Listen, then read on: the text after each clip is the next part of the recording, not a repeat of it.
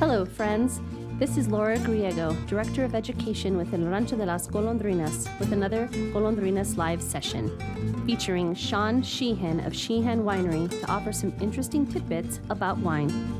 Hi, I'm Sean Sheehan, owner and winemaker at Sheehan Winery. I'm really excited to talk to you about winemaking and do a little bit of wine education today. So join me on this journey through the world of wine. The story of our winery is a fun one. I worked winemaker during the day and waiter at a fancy restaurant in Old Town at night to make this dream come true. So you're joining me on my dream come true here at Sheehan Winery. 2005 was my first harvest. I worked for Casa Rendena Winery in the North Valley of Albuquerque, and then over the course of 10 years, I worked really hard, winemaker during the day and waiter at night, to eventually get our place open in 2015. It's been a labor of love, it's been so exciting, and it's been exciting for me to watch our winery grow and expand. We've been very fortunate with wine competitions. We won the best wine in the state 3 years in a row, 2017, 2018, 2019, and last year at our state fair wine competition we took home 8 gold medals. We are starting to get 90-point scores in the magazines, and we're starting to really find our footing as a New Mexico wine industry and for us as a New Mexico winery. The history of wine in New Mexico is incredible. We are the oldest wine growing region in the country. 1629 was the year that the first grapes were planted in New Mexico by Franciscan monks. And we're coming up on our 400th anniversary of winemaking here in the state of New Mexico. We're really excited for 2029 and our big 400th winemaking anniversary. You might know that over the years we've had quite a bit of struggle in the New Mexico wine industry. That's been a product of droughts and floods. But to be honest, the biggest limiting factor in the quality of New Mexico wine comes down to the chemistry of our soils and the chemistry of our water.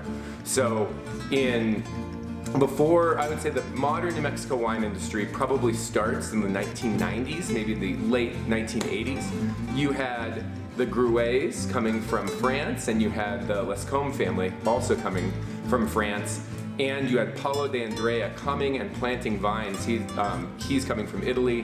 His family is actually the biggest grape grafting conglomerate or organization in the entire world, and he supplies almost all the grapevines for the entirety of the Mexico wine industry. So those 3 families came in the 1980s and got started with a lot of know-how. There were amateur winemakers and small wineries before that, but with those 3 families coming, we saw the birth of the modern New Mexico wine industry. And what they brought was a lot of winemaking know-how.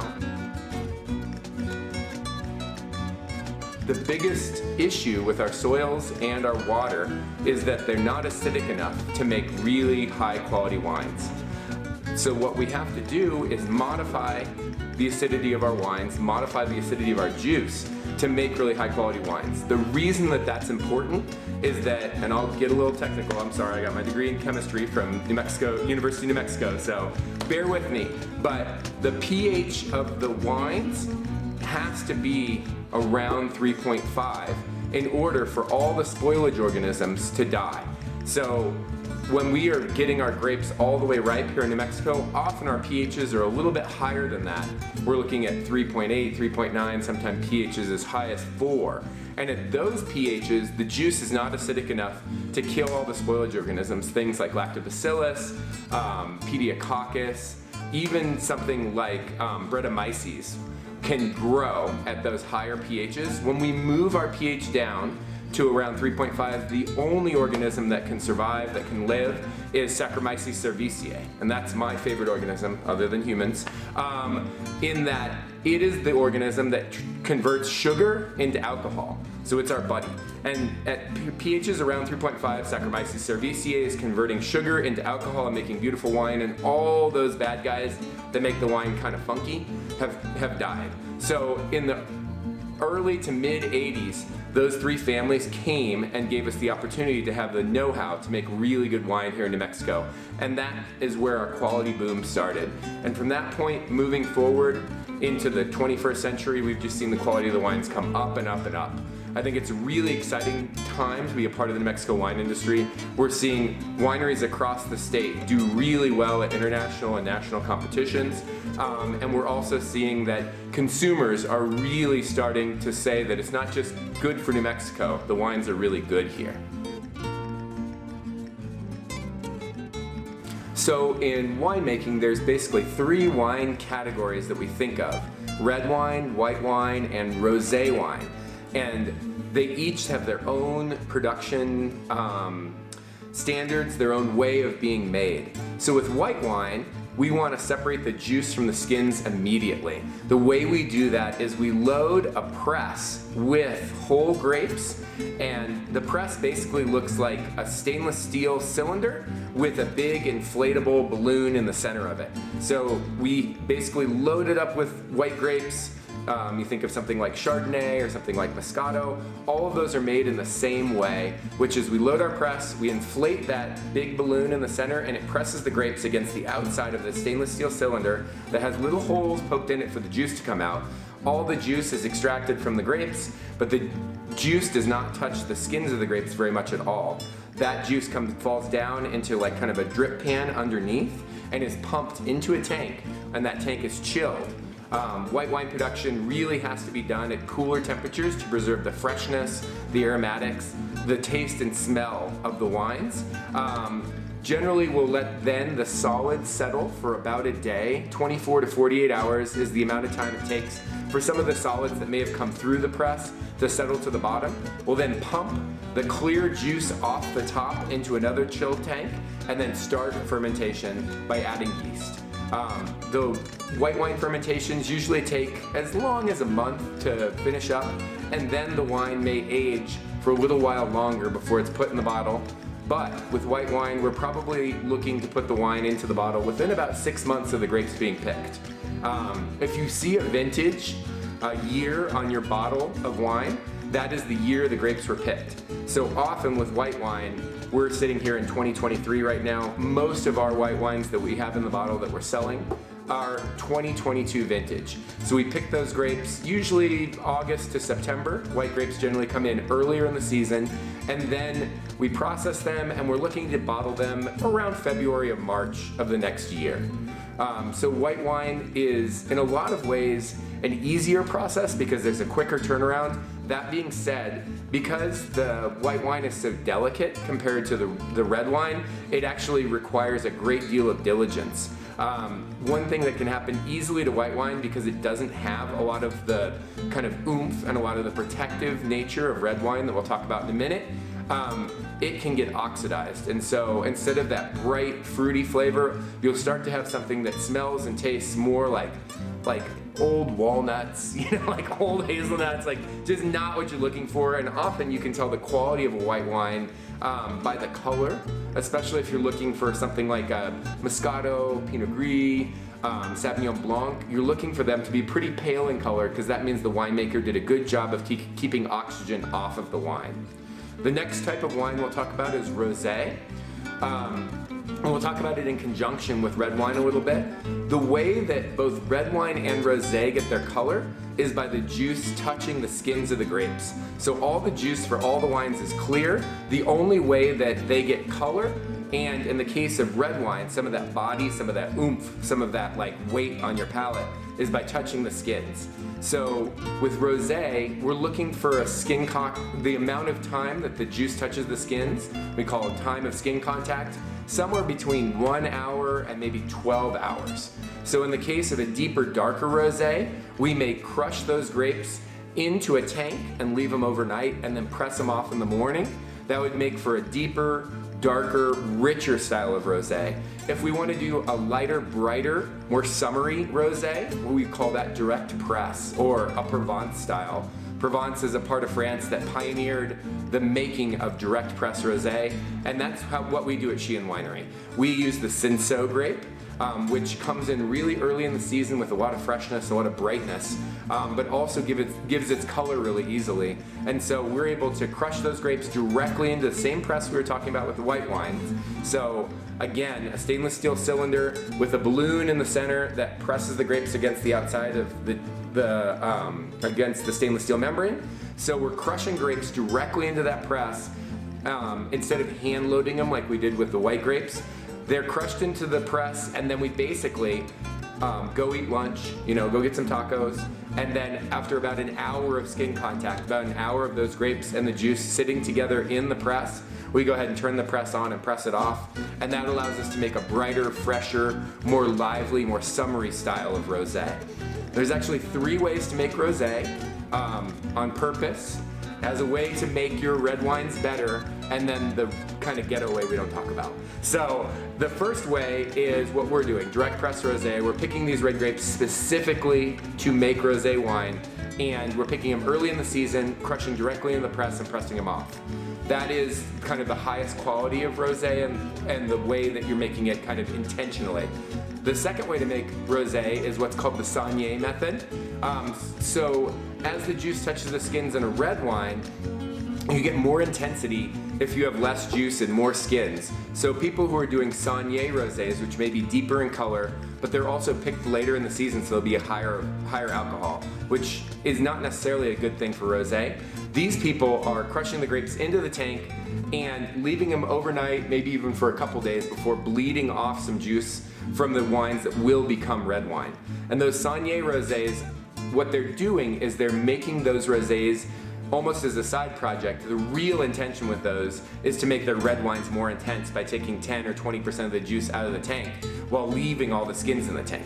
So the saignée rosés, if you see, it's pretty common in really high-end wine growing regions, somewhere like Napa Valley. You may have a $200 bottle of Cabernet and a $20 bottle of rosé. That's because that rosé was made intentionally to make the cab better, not to make the rosé awesome.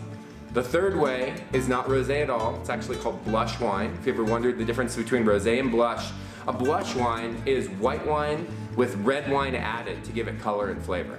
And that's generally considered to be the lowest style of pink wine. We can't call it rosé, we call it blush.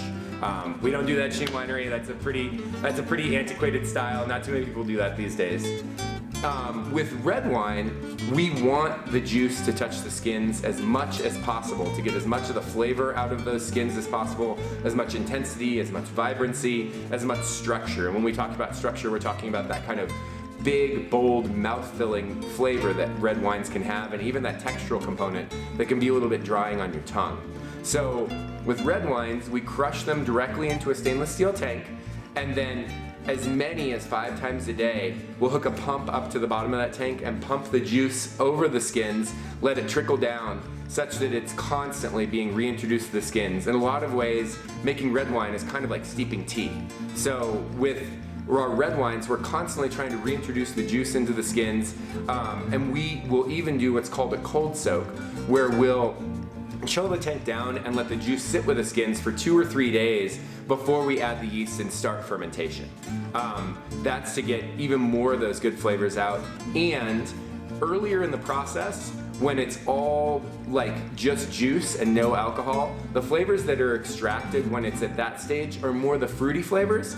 As you get later into the process and as the alcohol level rises in the wine, you end up with more earthy flavors and more kind of spice and a little more astringency. And the reason for that is because alcohol is a stronger solvent. It pulls more out of the skins than does just the water, just the juice. And so for us, we do a lot of those pump overs, a lot of that reintroducing the juice with the skins in the first 3, 4, 5 days of the fermentation process. But after we get to about 8 to 10% alcohol in the wine, we'll do way fewer of those because we don't want to pull out the bitterness, we don't want to pull out the astringency that the alcohol can provide.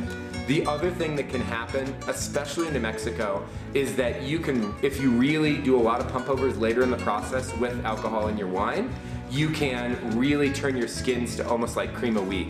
The reason for that is that we have really high pectin levels in our grapes here in New Mexico. And for those of you who've ever made jam at home, you know that you add pectin to make it kind of that give it that consistency, well, we can turn a whole tank to that consistency if we're doing a lot of pump overs, and that can be not only really hard to press off, but hard to filter, hard to clarify, and can make a lower quality wine in the end. So at least for us, we're really agitating the tank a lot at the beginning of the process, but then being very gentle with it later in the process. That being said, we have to be really conscious of getting oxygen into the tanks during primary fermentation. The reason for that, and we do that with red wines, white wines, and rosé wines, the reason for that is that oxygen breathes just the same way we do. It brings in oxygen and it excretes carbon dioxide or CO2. And if it starts to get starved for oxygen, you may end up with some off flavors in your wine. So with red, white, and rosé, we're interested in getting oxygen into the tank during primary fermentation so the yeast has a really easy time of it. In a lot of ways, my job during the harvest time and during the making of the wine during fermentation is almost like a yeast caretaker. I'm really trying to make it such that they have everything they need to survive and to have a really good fermentation that not only goes smoothly but also finishes. What we don't want generally is to have sugar hanging out after the fermentation is over, because then spoilage organisms could potentially come in and spoil that wine. What we want is yeast that will finish the fermentation all the way to dryness or all the way to 0% residual sugar, such that we have a stable wine that we can then put in barrels or trust that we can go ahead and filter and put in bottles with no microbial issues. There are a couple ways that the yeast can really struggle. One is heat. So even with our red wines, we're still chilling the tanks and keeping them around 80 degrees Fahrenheit. We play with the temperature a little bit with the red wines. The cooler temperature you ferment at, the more fruit forward the wine will be, but it will also be lighter, both in color and in body. As you allow the temperature of fermentation to rise a little bit, you're gonna end up with wines that have less of that fruit expression, but have way more oomph, way more body, way more color. They're gonna be deep, dark purple, something that you would wanna do with a steak.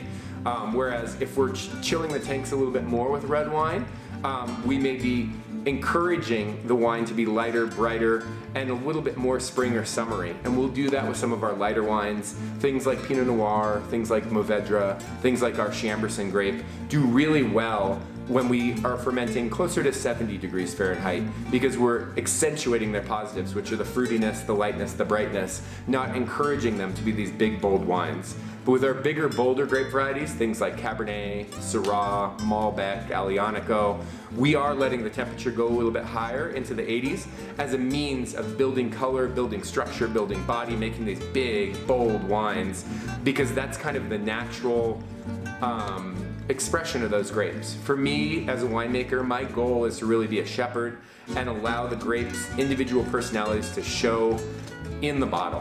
One of the mottos of our winery is that we want transparency from vineyard to bottle. My goal is that when you taste the wine, it tastes very much like the grapes on the day that we picked them. If you ever come and pick grapes with us, I would absolutely encourage you to taste the grapes in the vineyard. And if you do, you will probably think a lot less of us winemakers, because the grapes, if the wine is made well, taste a lot like the wine in your glass. There's not a lot of magic. I don't have a magic wand. Pretty much my goal is to provide a smooth transition from those grapes in the vineyard all the way through the fermentation process and through the aging process and into your bottle. You see some barrels behind me and may wonder, why does red wine get aged in barrels? The reason for that is really to smooth the wine out. So when a red wine is brand new, just been pressed off, it's gonna be really fruity, but really tart and bitter at the same time, because they have a lot of that tannin. So the tannin is the thing that makes your mouth taste dry, and you feel that expression of dryness on your tongue. You also get that with black coffee or really strong tea, can dry your tongue out. And with very young red wines, that is an extreme version of that. They're really not very tasty. They're not very drinkable. There's a reason we put them in these barrels behind me. The reason for that is that those tannin molecules that are in the grape skins act as a preservative for the wine and also give it structure and body, in addition to that drying character. So they're good in a lot of ways. And the way they work is that each of those molecules have a head and a tail to them, almost like a snake. And when we first press a red wine off, it will be maybe the average length of each of those is about 2 tannins long. So the average is like there's maybe 2 of them joined together.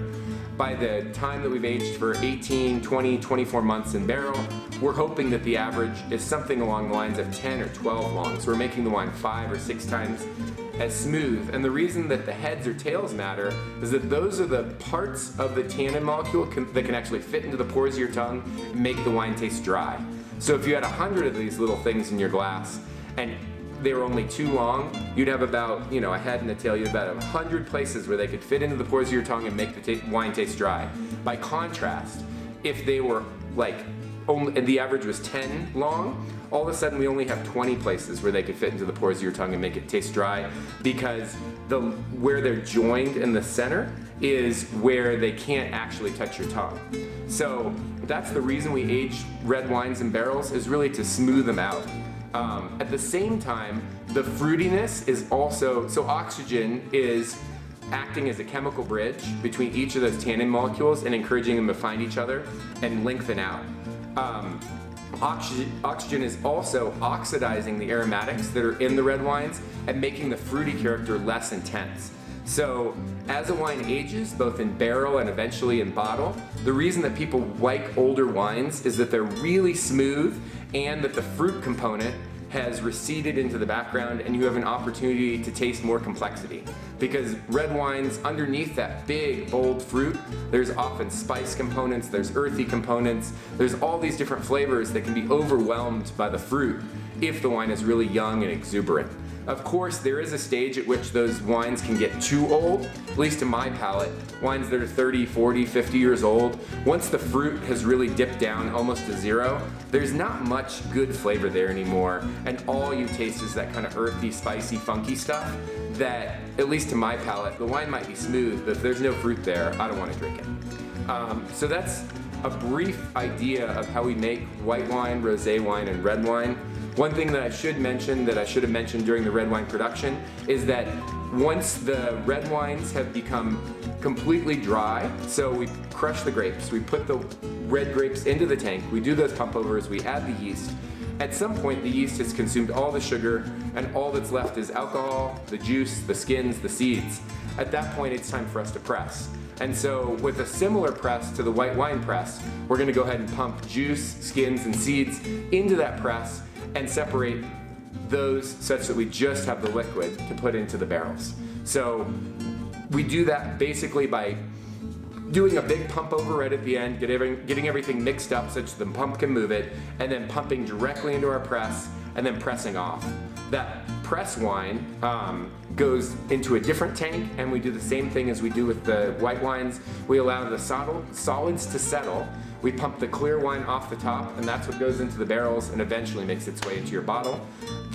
What is left after the solids at the bottom is called the lees, and that is mostly a mixture of dead yeast cells and pieces, kind of like fragments of the skins of the grapes. Many wineries would,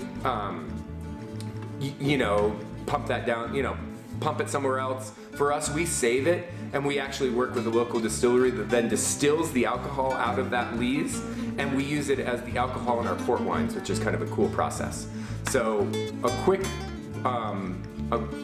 primer on port wines. Basically, a port wine is a red or a white wine, and Sheehan Winery makes both a white port and a red port, where you start the fermentation, and you add the yeast, and then at a certain sugar level, you add alcohol, and that alcohol kills all the yeast and arrests fermentation. But because the alcohol is so high, around 20% alcohol is a normal alcohol for a port wine, you can have sugar floating around in your wine without the fear that a spoilage organism is going to, turn it into vinegar or turn it into something bad. So that's how port wines are made, and the alcohol that we use, the brandy that we use, is actually distilled for us by a local distiller from the lees, what would be a waste product for us, which is kind of exciting and kind of cool. It's a very green and local way to do it versus shipping in brandy from out of state or trying to make wine specifically to be distilled into brandy. That works best for us. So a question I get often is why wine costs what it costs, right? We can go down to Trader Joe's, find ourselves a bottle of $2 Chuck, I think it might be $3 now, or we can spend thousands and thousands of dollars on some old fancy bottle of wine, and then there's a whole ocean of wine in between. So I can't speak to wines above maybe $100 a bottle. For that, that's mostly marketing and scarcity, supply and demand, but I can absolutely speak to the difference between a $3 bottle, a $10 bottle, a $15 bottle, a $50 bottle. And from my perspective, at those price points, it's absolutely how you farm. So for us at Sheehan Winery, we're trying to make the very best wines we possibly can. The goals for our winery are to make the very best wine that's ever been made in the state of New Mexico and to be happy. Those are the two things we're trying to do at our winery. And the way that we achieve the first goal, and honestly the second goal, because if we achieve the first goal, we're definitely gonna be in a better mood. If we're making good wine, we're definitely gonna be in a good mood, is that we're restricting the amount of grapes that can grow on an individual acre of land to about 2 to 3 tons. That's kind of premium wine production levels. Whereas when you're buying wine in a jug or a box or a bag, you're probably looking, or you're buying $2-3 Chuck at Trader Joe's, you're looking at wines where they were pushing their yields up north of 10 tons per acre. I've heard of people getting as many as 18 tons of grapes off of an individual acre of land. Now, farming an acre of land is pretty much a fixed cost. Whether you're farming for premium or you're farming for bulk wine, your cost of labor, your cost of water, the cost of what you're doing with your tractors and all your handwork is about the same whether you're shooting for 18 tons per acre or you're shooting for 2 to 3 like we do. The reason that the amount of grapes on the vine matters is that when the grape ripens, all of the flavor that goes into the skins of the grapes, and this is particularly important with red wines, there is less of a quality drop as you push your yields up with white wines. There is some, but it's not like it is with red wines. With red wines, and most of the most expensive wines in the world are red wines for this reason.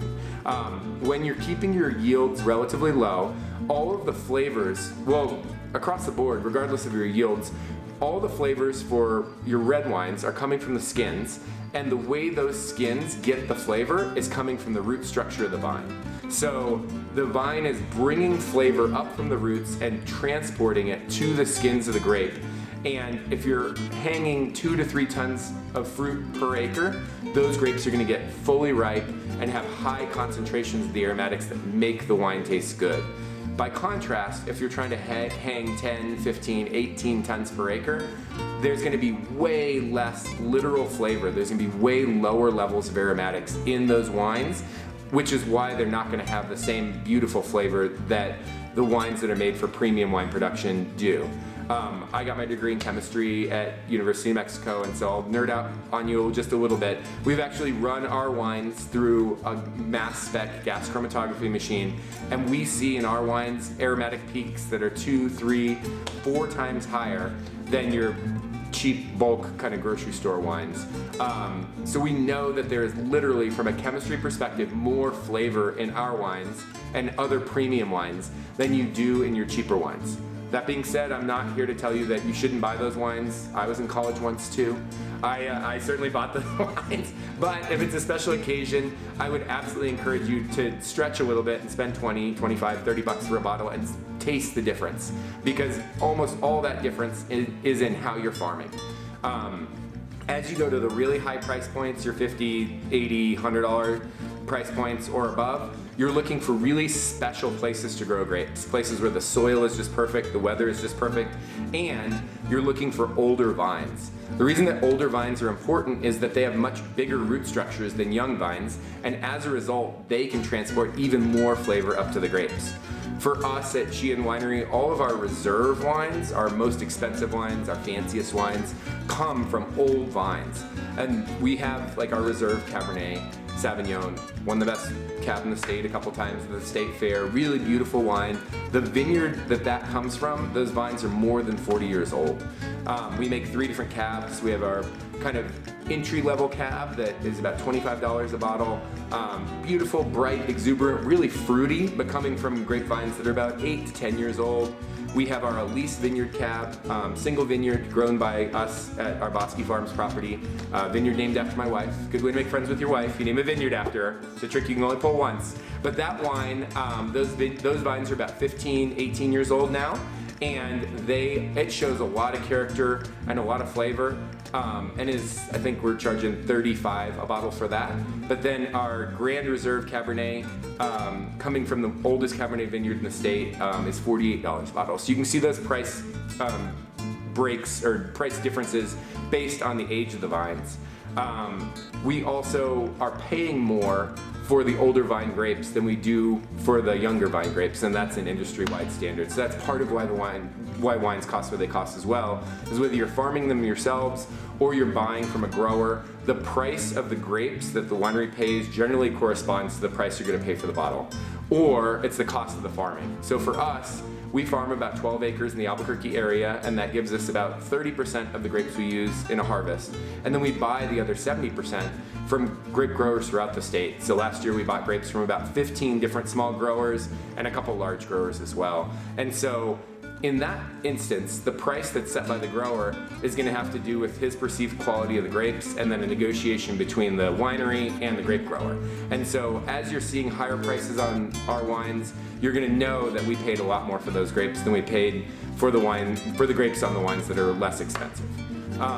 Another quality aspect is how long did the red wine in particular spend in barrel. So there is a time, cost, and money aspect there, and also a warehouse issue, right? So if all of our red wines were going to spend 5 years in barrel, we'd need 5 times as much square footage to store all our wines. And so for us, we're having all our wines spend about 2 years in barrel, which is a lot longer time to spend in barrel than your cheap wines, your bulk wines, your grocery store wines. Generally, they're turned around in 9 months to a year on your red wines, which means you're not going to get the same smoothing effect, the same magic that happens inside a barrel as we do as we're aging our wines 2 years or more in barrel. So often people ask me about food and wine pairings, which wine is perfect pairing for this dish? And there's basically 2 ways to think about food and wine pairing. The most common and most popular way to pair wines with food is to have the flavors of the wine complement the flavors of the food. So if you have a kind of lighter dish, turkey for instance, we're talking Thanksgiving dinner, we might have some cranberry sauce on the table. We're looking for a wine that's a little bit lighter in body because turkey's a lighter meat, and maybe something with a little cranberry character. For us at Sheehan Winery, we always recommend our Chambourcin, which is kind of the weight and body of Pinot Noir, with a little spice and a little tart finish that pairs perfectly with the cranberry sauce. So that's an example of traditional wine pairing, where we're looking for flavors in the wine to pair with the flavors in the food, and for the weight of the wine, the body of the wine, to pair nicely with the weight and body of the food. If you're gonna have something like a ribeye that's cooked over an open fire, has some char on it, you're gonna need a big, bold wine. You're gonna need something like a Syrah that has a little bit of that smoky character that you might get from the grill, and has some of that pepper spice, and has a lot of dark fruit that can stand up to something like big, bold cuts of meat like a ribeye. By contrast, if you're having something like sole or halibut, you're gonna want a delicate whitefish. You're gonna want a white wine almost across the board that's going to pair with that in both body and texture and flavor. Sole is one of the lightest white fishes, and so with that, we might talk about something like a Sauvignon Blanc, maybe a Pinot Gris, something crisp and bright and fruit forward that will really be refreshing with each bite of the sole. Halibut, by contrast, is something that has a little more richness, a little more buttery texture, and a little more buttery flavor. And in that case, we might be thinking about a buttery Chardonnay, where the flavors pair together and marry together really well. That's traditional wine pairing. The other way to think about wine pairing is to have something whereby with each sip of wine, you're actually refreshing your palate. Sparkling wine or champagne can be a perfect way to do that. Basically, with each sip of wine, you're wiping the slate clean on your tongue, and then you're ready for your next bite of food. This can be really good with complex meals, long pairing dinners where you're having a bunch of different flavors, or even something where you have almost like a potluck, where everybody's brought a different dish, and there's not one wine that's gonna pair with all of those different dishes. In that case, something like Sauvignon Blanc, Pinot Gris, or sparkling wine will be wonderful for that, because with each sip you refresh your palate and you're ready. It's almost like clearing, wiping the chalkboard clean, clearing the slate, and being ready for another bite of food, another bite of food, another bite of food. So that's the other way that you can talk about pairing wines. As far as what to look for when you're tasting wine, it's actually a multi-step process, and you want to use all your senses. The first thing to do is you want to look at the wine, look at the color, look at the clarity. If it's a red wine, is it kind of like bright red? Is it light red? Is it getting towards more of that deep, dark ruby and purple color? That will tell you a lot about what kind of wine it might be if you're doing a blind tasting, or even if you know what it is, you'll know about maybe the quality aspects. If you've got a Cabernet or a Syrah and it's really light red, you're gonna know that that's a low quality wine, because those wines, when made properly, should be deep, dark, rich colors. By contrast, if you've got something that's supposed to be light in color, like a Pinot Noir, or like our Chambourcin or Mourvedre, and you've got a really deep dark purple, you're gonna know that's atypical as well. And maybe will tell you that the winemaker or the winery did some fooling around to add color to that wine. It might not be the kind of the natural expression, or the kind of classic expression of that grape variety. So that's the first thing. You're also going to look at how clear is the wine. Both white wines and red wines, can you see through it? Or is it kind of either cloudy or opaque? In that case, you're going to know whether the wine was filtered or not. Winemakers have a choice as to whether to filter their wines or not. And you will know also, most wineries in the New World, which is California, Australia, New Mexico, basically anywhere that's not Europe, almost across the board we have filtration in our wines. We want to take out any undesirable organisms, any undesirable flavors, and present you the pure distillation of the grape from the field. Whereas in Europe, they will often choose not to filter their wines because they want more richness, more earthiness, more funkiness to their wines. So in a blind tasting setting, if you see a wine that's unfiltered, you may think, oh, this might be from Europe, because very rarely do we find unfiltered wines from the United States, Australia, Chile, Argentina, the modern wine growing regions. You may also look at the color, especially of a red wine, but even a white wine, and see if you have some aged color characteristics. With a red wine, you start to see it getting kind of brick, tawny, a brown color right at the rim. That would tell you that the wine's older. Whereas if wine is really young, you'll tip the glass to the side and look at the very edge, and it'll be bright red color all the way to the edge. In a white wine, if it's really light in color, you can assume that it's a young wine, made in the last 3, 4, 5 years. Whereas if it's starting to get really golden in color, more yellowed, you're gonna know that that's an older wine, because oxygen is oxidizing the aromatics and causing that color change. And then the next thing you want to do when you're tasting wine is swirl it around. The reason you swirl it is not to be pretentious, although it may look like that. It's actually to get oxygen to bind with the aromatics and lift them up to your nose. The more you swirl the wine, the more intensely you'll be able to smell it. And so you swirl it to be able to smell as much of the wine as possible. It's good to sniff it first, because actually, I think it's like 80–90% of your sensation of taste actually comes from your nose. So you get a lot of information by smelling the wine. Is it fruity? Is it earthy? Does it smell and taste clean, or does it have some funk to it? And those are really good indications of what kind of wine it is and what kind of wine you might be looking for. Is there a green or vegetal character to it? That would be a wine that didn't get all the way ripe on the vine, either because they tried to grow too many grapes on an individual vine or an individual acre of land, or because it was a really cool, wet, rainy year where they weren't able to get full ripeness. Either way, you smell it and then it's time to taste. You'll often see wine professionals, winemakers, sommeliers like swishing the wine around, sucking air through their tongue. Those are all ways to taste more intensely and more fully. That's totally optional. It depends on how serious you want to get with it. But for us, I'll even swish it around like mouthwash so I can feel, especially with a red wine, how intense are the tannins on my cheeks in addition to my tongue. And that'll give me a good sense of like how young or old the wine is, how smooth it is, its quality level. Because at least in red wines, what we're looking for often, especially in bigger, bolder red wines, we're looking for a wine that has a decent amount of tannin. We want that body, we want that richness, but we want it to be the smooth kind, not the sandpapery kind.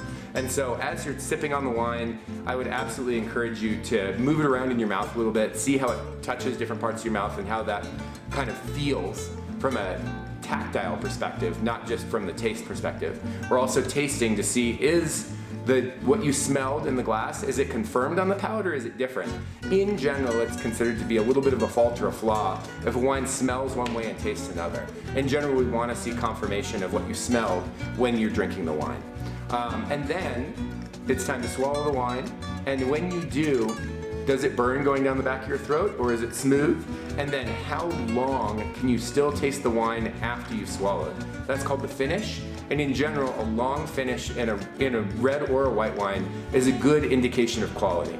It means that there was a lot of flavor, a lot of intensity to that wine, and that's what we're looking for in a premium wine. That being said, I know most of you are going to not do this with every single wine you taste at the wine festival because that would take too much time. But when you're at home, I absolutely encourage you to, take a look at the color, give it a sniff, give it a taste, swish it around in your mouth a little bit, and get the full expression of that wine such that you know exactly kind of what it is, what you're tasting, what the quality level is, and then absolutely enjoy. Sip and enjoy. One thing that I often will hear is that the last glass in a bottle of wine tastes better than the first. And that may be a product of the alcohol that's making its way to your brain, but also the reason for that, especially in a red wine, is that the oxygen is smoothing that wine out over the course of a couple hours as you're sipping on that bottle of wine. And so the last glass of wine is going to be a little bit smoother, a little softer, a little bit easier to drink than the first glass directly out of the bottle. One way to make all of the glasses taste the same or taste more similarly is to decant your wine. So in that case, you'll take your bottle of wine and pour it into a large glass vessel, and then you might even swirl it around a little bit to really get a lot of oxygen in there, and then you might leave it for an hour, half an hour, and by doing that, you'll have that kind of last glass in your bottle flavor for all of the glasses in your bottle. So that's a fun trick to try, and it's fun also to pour a little bit off and put it to the side and then decant the rest, and then taste back and forth between the fresh wine directly out of the bottle and the wine that was decanted and left off to the side. So I highly encourage you to play around with it, have fun with wine, and enjoy all the different evolutions of your wine through the course of an evening, through the course of tasting through multiple bottles. Thank you very much for joining us on this journey through the world of wine and wine education. We're really excited to be pouring at the Santa Fe Wine Festival July 1st and 2nd at El Rancho de las Golondrinas. We're actually running 3 tents this year, which is exciting for us. We have our Festival Favorites tent, where you'll find all your favorite wines, Cielo Dulce, Old Spice, Moscato. We also, for the first time, are going to be doing a reserve wine tent. So we'll be pouring our very best wines, our most serious wines, our fanciest wines. And we are excited to be launching our partnership with New Mexico United Soccer Club and our Vinos Unidos line of wines, from which $1 from every bottle sold goes to support their Somos Unidos Foundation and youth soccer throughout the state of New Mexico. So please come see us at El Rancho de las Golondrinas. Also, I would like to encourage you to come visit us in Old Town Albuquerque. We have a beautiful tasting room on the plaza where we have 43 different wines available by the bottle and 20 available to taste at any given time. We also have little food and snacks. We're open 7 days a week from 11 a.m. to 8 p.m. every day. Also, if you are in the Red River area, please visit our Red River tasting room. We have a tasting room up in Red River where we pour 20 wines by the glass and have a beautiful view of the mountains, beautiful patio, a great place to cool off in the summertime and drink really tasty New Mexico wine. So thank you again for joining me, and thank you again for listening to all my wine nonsense. Cheers, and have a great day. Thank you, Sean from Sheehan Winery. We look forward to hosting Sheehan Winery and many others from around the state this weekend for our 29th annual Santa Fe Wine Festival. Please join us for a fun-filled 4th of July weekend event where you can sample and buy New Mexico wines, shop local artisan vendors, enjoy live entertainment, and eat delicious food, all against the beautiful backdrop of Santa Fe's premier living history museum, El Rancho de las Golondrinas. Purchase your tickets online through Hold My Ticket and start your adventure at golondrinas.org.